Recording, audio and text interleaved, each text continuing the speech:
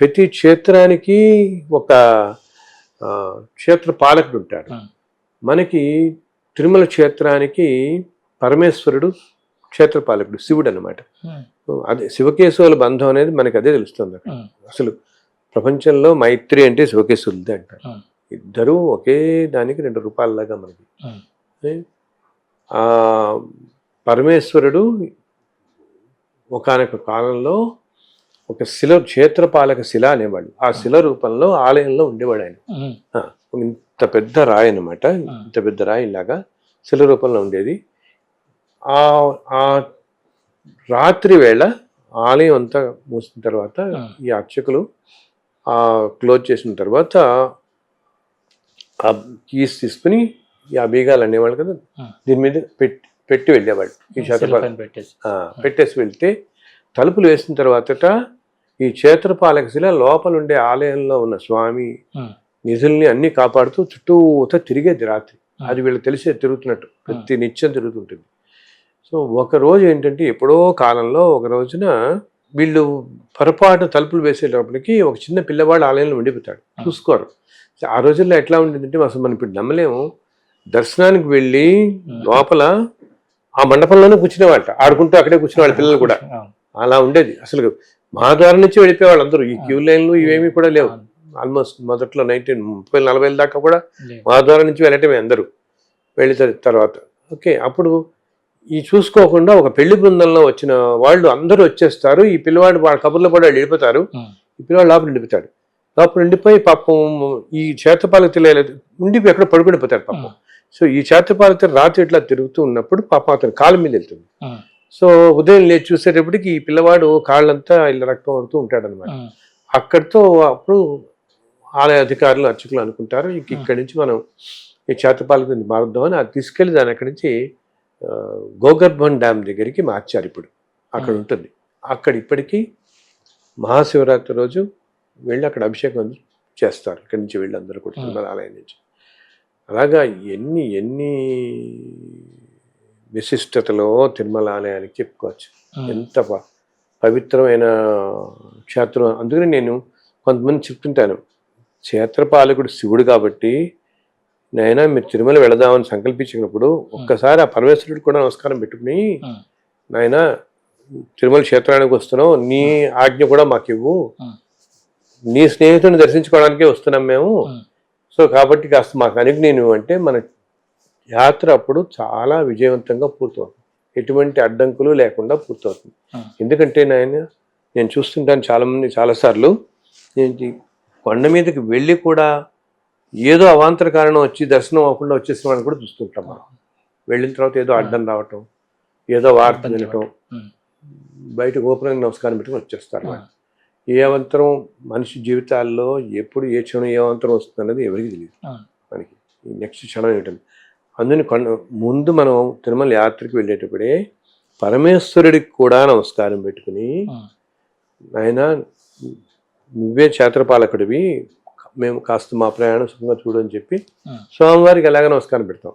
స్వామిని దర్శనానికి వస్తున్నాం అనుగ్రహించంటే అప్పుడు మన యాత్ర చాలా విజయవంతంగా అవుతుంది. చక్కగా అసలు ఏంటంటే రకరకాల ఇవన్నీ వచ్చి ఎవరో మన మధ్య నన్ను అడుగుతున్నారు, సార్ కొండ మీద ఉన్నప్పుడు శివుని తలుచుకోకూడదు కదా అని. అసలు ఏమన్నా అర్థం ఉంది? శివుడు కేశవుడు అందరూ ఒకటే. ఆయన మీరు కొండ మీద ఉన్నప్పుడు ఆయన సృష్టి మొత్తానికి కారకుడైన శక్తి స్వరూపం. కొండ మీద ఉన్నప్పుడు మీరు ఏ దేవతనైనా స్మరించుకోండి. అసలు ఇందాకే చెప్పాంగా, ఏ దేవతను స్మరించినా ఆయనకే వెళుతుంది అంటున్నాం కదా మనం. అన్నప్పుడు మీరు చక్కగా ఉన్నప్పుడు ఏంటంటే కొంతమంది రకరకాల దేవతల ఉపాసనా మార్గాల్లో ఉంటారు కదా. సో వాళ్ళు కొండ మీదకి వెళ్ళినప్పుడు వాళ్ళలో ఒకరికొరకు ఈ మధ్య ఇటువంటి ఇది వచ్చింది, ఒక చిన్న సంశయం వచ్చింది అనమాట. అది నేను ఎప్పుడు నిత్యం పరమేశ్వరుని ధ్యానిస్తూ ఉంటాను, నేను ఇలా వెళ్ళాను, మరి అక్కడ ఉన్నప్పుడు ఏమన్నా ధ్యానించా పర్వాలేదా అని. చక్కగా ధ్యానించచ్చు, ఇంకా సంతోషిస్తాడు ఆయన. శివుడు ఏమంటాడు తెలుసా, అసలు విష్ణువు ఏమంటారు ఇద్దరు వాళ్ళు, నన్ను పరమేశ్వరుడు అంటాడు, నన్ను ఎవరు నిందించినా నేను వాళ్ళని వదిలిపెడతానేమో కానీ కేశవుణ్ణి ఏమన్నా అంటే కానీ నేను సహించను అంటాడు. అలాగే విష్ణువు చెప్తాడు ఒక సందర్భంలో, నన్ను నిందించిన వాడినన్నా నేను క్షమిస్తాను కానీ పరమేశ్వరుణ్ణి నిందించిన వాడిని నేను ఎటువంటి జన్మలో క్షమించను అంటాడు. అంతటి మైత్రి వాళ్ళిద్దరిది. సో ఇది ఎవ్వరు పెట్టుకోకర్లే.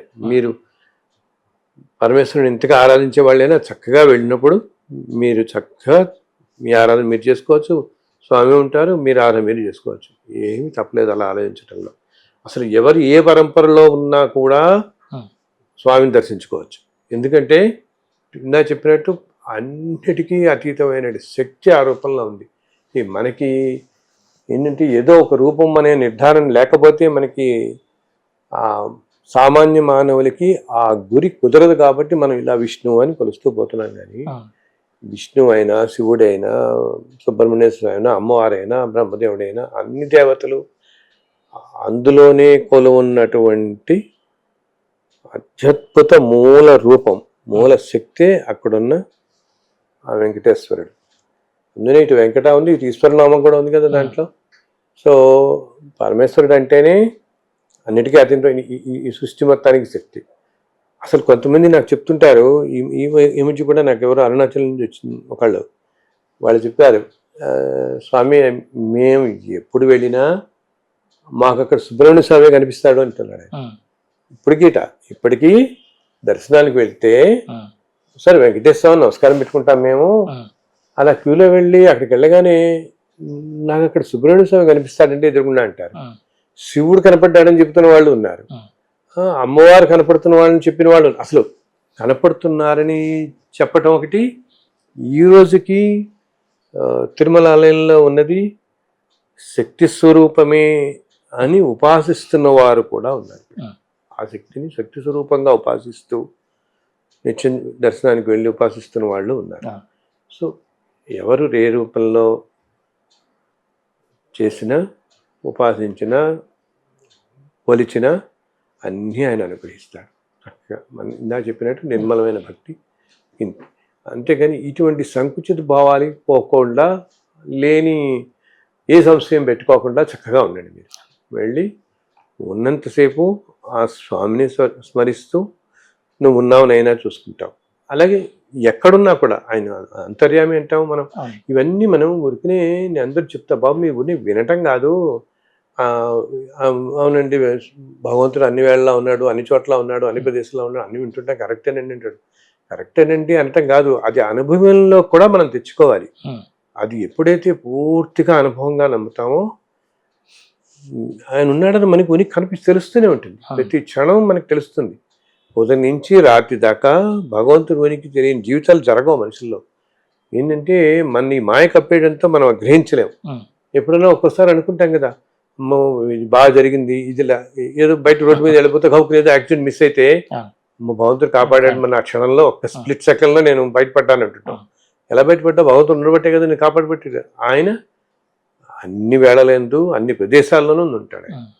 అదనమాట. సో ఈసారి మీ అందరికీ, మన అందరికీ కూడా స్వామివారి కరుణా కటాక్షాలు కలగాలని, అందరూ కూడా ధర్మ మార్గంలో పయనిస్తారని, ఆ స్వామివారు మనందరినీ చల్లగా చూడాలని స్వామివారిని శతకోటి నమస్కారాలతో ప్రార్థిస్తున్నాను.